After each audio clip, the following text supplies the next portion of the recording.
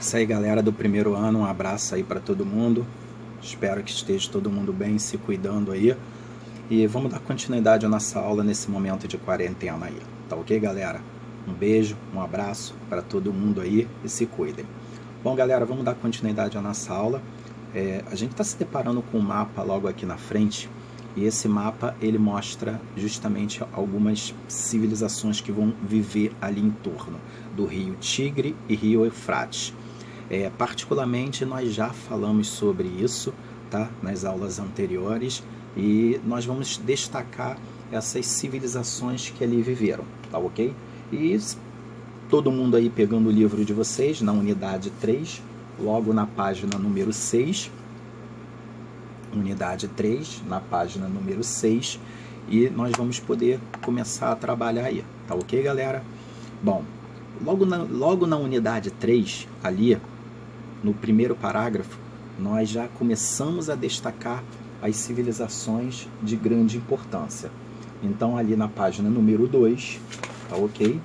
Na página número 2 da unidade 3, você começa a destacar logo no primeiro parágrafo as primeiras civilizações que ali viviam, tá? E é iminente que nós vamos falar do Egito, dos hebreus, dos fenícios, da Pérsia e da Babilônia.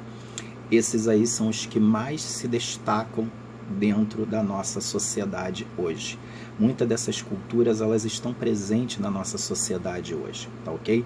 Por isso que é importante destacar o que eles contribuíram para a nossa sociedade, o desenvolvimento que eles tiveram.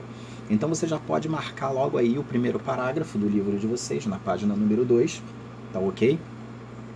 E aqui a gente já pode ver 3 figuras importantes aí que eu coloquei. Figura de Moisés, importantíssimo, o Egito e a Babilônia. Bom, compreendendo todo esse processo aí, podemos analisar o seguinte: toda a base da economia ela vinha da agricultura, quer dizer, vinha do cultivo da terra e vinha dos vegetais. Tudo que a terra fornecia para o homem era aquilo que dava para o homem justamente a sua sustentabilidade. Então a base da economia era a agricultura, tá ok? Lembrando que logo no início a agricultura era de subsistência. O que é isso, tio Léo? Subsistência. Significava que todos os indivíduos eles plantavam para sobreviver. Logo em seguida o comércio ele foi sendo ganhando força, e o comércio ganhou justamente a capacidade de liderança. O Estado ele também começa a participar, porque o comércio ele movimenta a economia, e isso foi uma das coisas que logo no início dessas civilizações eles conseguiram perceber. Era um capitalismo disfarçado, né? Vamos dizer assim. O capitalismo ele sempre existiu, tá ok? A gente vai discutir isso futuramente, tá? Bom, aí nós pensamos o seguinte. Logo aqui nós pensamos que a importância dos rios para o transporte. Por que a importância dos rios para o transporte? Por 2 razões. Primeiro, levar mercadoria, tá? As mercadorias, então transladavam a mercadoria de um lugar para o outro, isso era algo importantíssimo, e abastecer as cidades com água potável. Então toda a cidade era abastecida com água potável. Bom, a partir daí criou-se uma ideia, um sistema de quê? Canalizar a água para a irrigação. Para quê? Justamente para sustentar a economia. E justamente com esse desenho aqui, nós podemos ver aqui, logo você consegue, não sei se vocês percebem pela setinha, mas vocês percebem que aqui é o rio, e o ser humano ele já trabalha dominando a natureza. Olha o que o ser humano faz, ele já fez uma curva diante da água, já fez ali um desdobramento da água, ele transladou a água justamente para sua necessidade. Então vocês podem perceber que esta água que vinha do rio, esta água ela começa a passar para cá, tá ok? Então, quer dizer, nós temos uma sociedade, uma civilização que vive em torno do rio e depende dessa água, tanto para o quê? Tanto para o transporte, tá ok? Para levar essas mercadorias e para o abastecimento dessa água potável. É por isso que acontecia isso aqui. Nessa figura aqui, é a figura também que se destaca outras civilizações, principalmente o Egito. O Egito fez muito isso, tá? o rio aqui e justamente do lado as casas construídas, as pessoas vivendo em volta e justamente os canais que eram criados. Esses canais foram criados pela ação humana. O ser humano criou esses canais, tá ok? Com a sua necessidade de quê? De alimentar as cidades, abastecer as cidades, levar água potável para as cidades e utilizar essa água onde? Na base econômica que era da agricultura. Bom, a agricultura nós já vimos, discutimos isso em sala de aula, tá? Os principais produtos que cultivavam ali era o cereal, tá? O trigo e a cevada. Bom, quando nós falamos de comércio, existem alguns pontos aí que nós temos que marcar. Primeiramente, os recursos eles eram escassos, né? No caso, os recursos naturais como madeira e minério em algumas áreas, tá? Eram poucos, tá? Não tinha tanto minério, não tinha tanta madeira assim, então por isso que havia necessidade de comercializar com outras civilizações, por isso que havia necessidade de comercializar com outros povos, né? Justamente para isso, porque sempre um povo vizinho tinha alguma coisa a oferecer, e aí vinha a troca, tá? E essa troca era importantíssima aí. Bom, os meios de produção estavam sob controle de quem? Do Estado. O Estado, ele surge, tá? E o Estado, ele controla todos os meios de produção, tá ok? Bom, isso porque grande parte dessas pessoas aqui, elas pagam seus impostos, e esses impostos vão para o Estado. É através daí que o Estado faz essas obras de irrigação.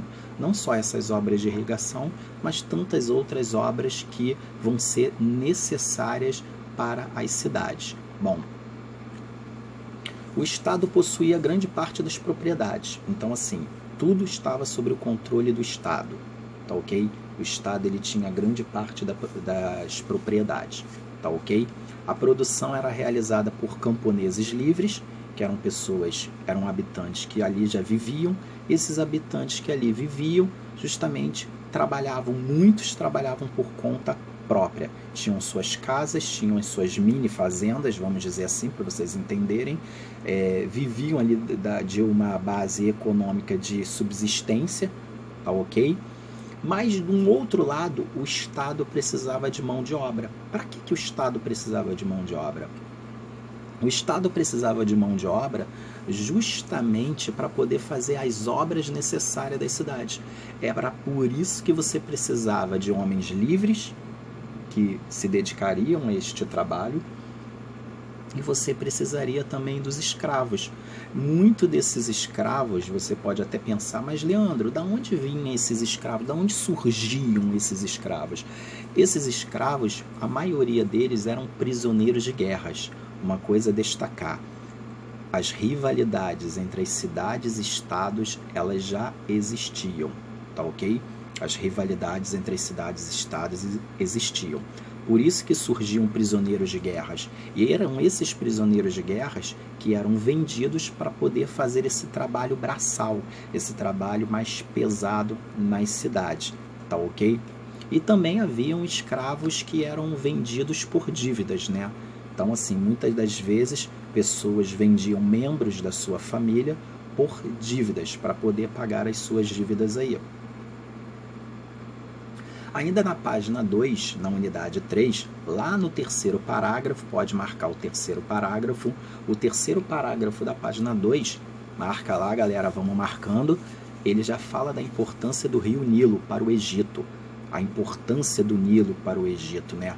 Que o Nilo, ele possibilitou o desenvolvimento da agricultura com as construções de diques e de canais, tá ok? O Nilo era considerado um presente das divindades, dos deuses, para os egípcios. Então os egípcios acreditavam justamente que o Nilo era um presente dos deuses, tá ok? Então assim, haviam muitos cultos nas cidades onde as pessoas, tá? Elas ofertavam e faziam sacrifício para os deuses para agradecer por aquilo que eles receberam. E o Rio Nilo era justamente considerado um presente das divindades. E o Nilo, ele possibilitou o desenvolvimento da agricultura com a construção de diques e de canais. E logo no quarto parágrafo, vamos lá no quarto parágrafo, podemos destacar o seguinte, pode marcar aí o quarto parágrafo. Vamos lá, galera, vamos marcando o quarto parágrafo aí. O Egito foi o primeiro reino unificado da história, mas temos que lembrar que todas as civilizações, elas deixaram seu legado, tá ok? Nós não vamos ficar presos só no Egito, não vamos ficar presos só nos hebreus e nem na Babilônia. Todos eles fizeram sua contribuição para a história. E em seguida, no sexto parágrafo, tá? Nós já podemos começar a falar das civilizações dos fenícios. Então vamos lá, galera, marca o sexto parágrafo, tá? Marcando o sexto parágrafo. Os fenícios, eles tinham uma coisa interessantíssima. Primeiro, foram considerados um dos maiores navegadores da antiguidade. Foram as primeiras civilizações aí que dominaram o mar, que se lançaram ao mar, que se lançaram a esse desconhecido, que se colocaram as suas caravelas ao mar, tá ok? Bom, e outro ponto importante, eles eram grandes comerciantes. Por isso que os fenícios, eles conseguiram dominar o que, galera? O mar Mediterrâneo. Então, quer dizer, presta atenção nisso, meus filhos. Dominando o mar Mediterrâneo, você consegue dominar muita coisa. Essa é a grande realidade. Então, os fenícios, eles eram ótimos comerciantes. Eles tinham um bom diálogo. Eles sabiam como dialogar. Eles sabiam que produtos iam comprar, como eles iam vender, por que preço de mercado eles iam vender. Então, os caras com acesso ao mar Mediterrâneo, sabendo comprar a mercadoria certa, vendendo para as pessoas certas, nós temos aí uma civilização de grande destaque. Os fenícios, eles não ficaram para trás, eram visionários, eram ótimos comerciantes. Podemos dizer que foram as primeiras pessoas ali a pensar numa forma de comércio em alto mar, a construir portos, a construir diques de grande escassez. Os primeiros portos realmente foram construídos pelos fenícios. Por quê? Porque eles precisavam desses portos para os navios, tá ok? Então os navios chegavam, colocavam ali os seus produtos, os navios iam embora, então ficava naquele translado de indo e vindo com produto, e os portos cresciam e as cidades cresciam também em volta dos portos. Os fenícios hoje, né, ele corresponde ao atual Líbano. Então, se vocês forem lá no mapinha de vocês, hoje o mapa atual de 2020, dá uma olhadinha onde fica o Líbano e você vai ver justamente aonde ficava Fenícia. Bom, a comunicação deles era via terrestre, tá? Mas era muito difícil, tá? Porque a área era montanhosa, cheia de montanhas. Mas tinha uma coisa interessante. Embora tinha essas montanhas, ela tinha fácil acesso ao mar. Olha que coisa interessante. Haviam montanhas, mas tinham fácil acesso ao mar, tá ok? Mas nessas montanhas haviam madeiras maravilhosas. Foram através dessas madeiras que eles utilizaram para construir o quê? Esses navios. Então, quer dizer, as montanhas, elas não foram um obstáculo para os fenícios. Pelo contrário, as montanhas até ofereceram para os fenícios aquilo que eles queriam, que era a madeira, tá? As árvores, as quais eles cortaram, faziam navios, se lançavam em alto mar. Então, os fenícios não ficaram para trás, pelo contrário, eles não viram nada como obstáculo, pelo contrário, tá ok? Bom, em relação aos hebreus, que hoje são os judeus, e eu já falei isso em sala de aula, né? Não preciso voltar a esse tema, tá ok? Os hebreus, eles também deixaram uma contribuição para a gente. Deixaram a crença monoteísta, que era a crença de uma só divindade, tá? Hoje a religião cristã, os muçulmanos, eles vêm dessa ideologia, dessa linha de pensamento, tá ok? Na existência de um só Deus. Então os hebreus, eles foram a única civilização ali em volta acreditando na existência de uma só divindade. E isso é tão interessante que essa ideologia da existência de uma só divindade chocava as outras nações, tá? As outras nações ficavam chocadas com essa ideia de ter um só Deus. Eles acreditavam que você tinha que ter vários deuses para recorrer para as suas necessidades. Mas tanto o cristianismo e o judaísmo não têm essa ideia. O cristianismo, o judaísmo e os muçulmanos acreditam numa figura só de uma só divindade. Bom, na página 7, vamos lá, galera, página 7, todo mundo indo para a página 7, na unidade 3, podemos ver as primeiras cidades e os aspectos políticos e rivalidades. Lembra que eu falei das cidades-estados? Tá ok? As cidades-estados, elas tinham autonomia. Isso era positivo, mas de um lado negativo. Porque as cidades-estados, elas não tinham unidade política. Então havia muita rivalidade, tá? Essas rivalidades eram marcantes, muito marcantes. Elas muitas das vezes atrapalhavam o comércio, tá ok? Por causa das guerras, das brigas. Então ficava muito difícil você comercializar com países aos quais você brigou. Bom, a primeira civilização da Mesopotâmia são essas aí embaixo. Uruk, Lagash, Eridu, Nippur. As cidades, elas tinham autonomia religiosa. Cada um tinha sua divindade, seu deus, sua política, sua ideologia, sua análise política, tá ok? Não existia a ideia de uma propriedade privada. Pelo contrário, tá? A propriedade privada, ela não existia, tá? Tudo estava nas mãos do Estado. O Estado controlava tudo, tá ok? E dentro dessa análise surgem os sumérios. Os sumérios, eles foram importantíssimos também para o desenvolvimento do comércio. Por que, tio Léo? Por que os sumérios foram importantes? Justamente porque eles foram responsáveis pela forma da escrita mais antiga. Olha só que coisa importante destacar aí no livro de vocês. Com o nascimento da escrita, surgiu a possibilidade de registrar documentos e fazer anotações. Essas anotações eram feitas justamente num caderno. Os comerciantes perceberam que ali era a oportunidade de você ter registrado todos os seus documentos. Tá ok? Então, o que entrava, o que saía, o que vendia, o que não vendia, qual era o preço de mercado. Então, a criação da escrita, ela foi importantíssima para isso. Logo no terceiro parágrafo, destacamos a importância de avaliar que a unificação ela só ocorreu lá no ano 2340 com o reinado de Sargão I, tá?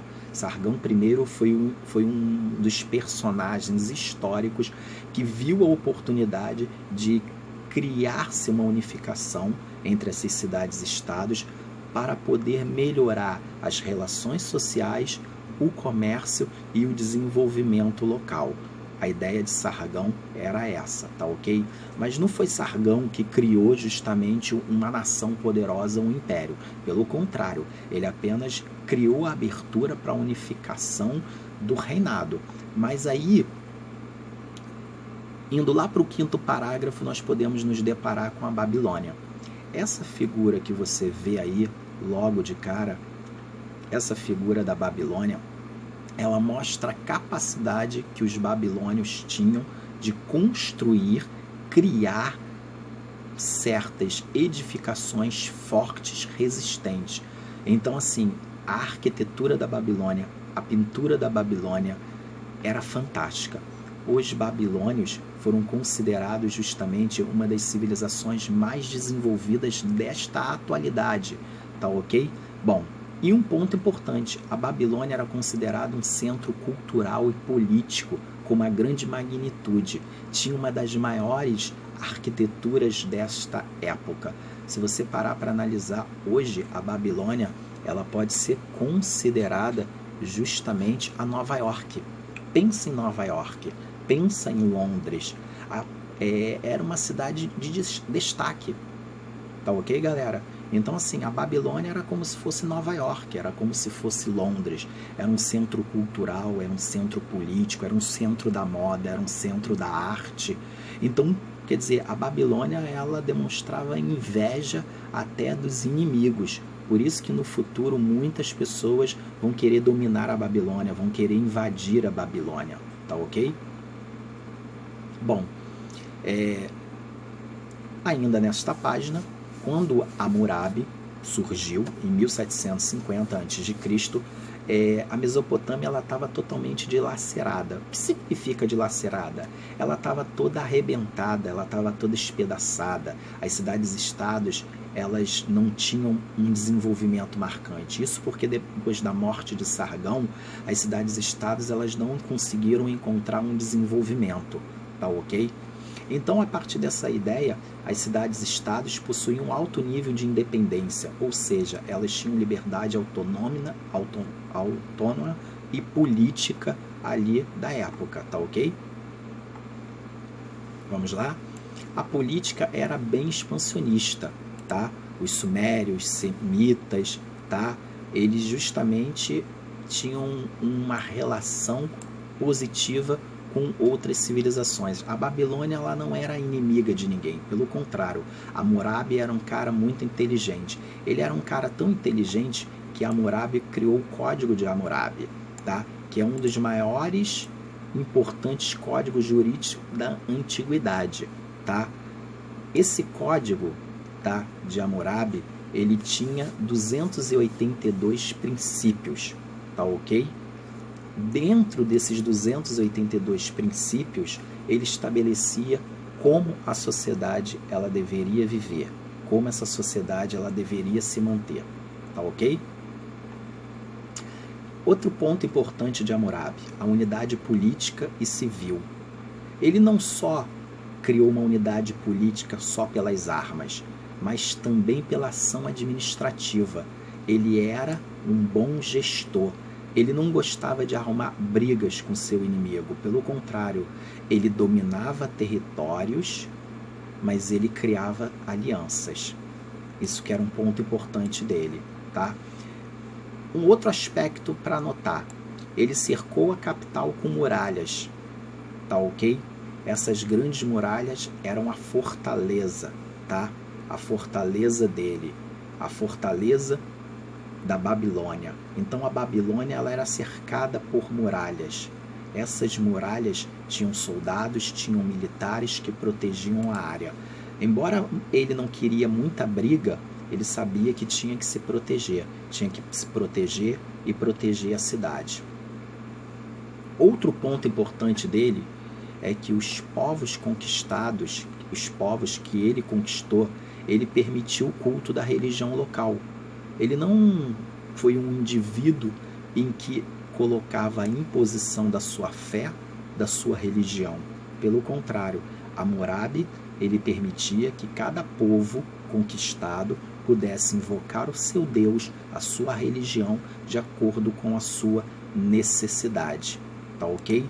Através dessa ideia, ele mantinha o poder, tá? Ele era um ditador, mas vamos dizer assim, um ditador light, no bom sentido da palavra. As pessoas eram escravizadas por ele, mas ele permitia que algumas ideologias daqueles povos pudessem ser inseridos. Tanto é que os hebreus, quando ficaram cativos da Babilônia, os hebreus tiveram a oportunidade de poder orar e invocar ao seu Deus. Quer dizer, foi o único lugar, tá, onde os hebreus foram cativos que eles puderam invocar o seu Deus. Isso nem aconteceu no Egito. Pelo contrário, os hebreus, quando foram escravos do Egito, eles não poderiam de forma alguma invocar ao Deus de Abraão, Deus de Moisés, ao Deus que poderia ser ali o Deus da sua crença, tá ok? Então, os hebreus, quando foram cativos na Babilônia, eles tiveram essa oportunidade, tá bom? Galera, um abraço, um beijo aí para todo mundo, se cuide. Na próxima aula nós vamos dar continuidade ao nosso trabalho. Valeu, galera, fui!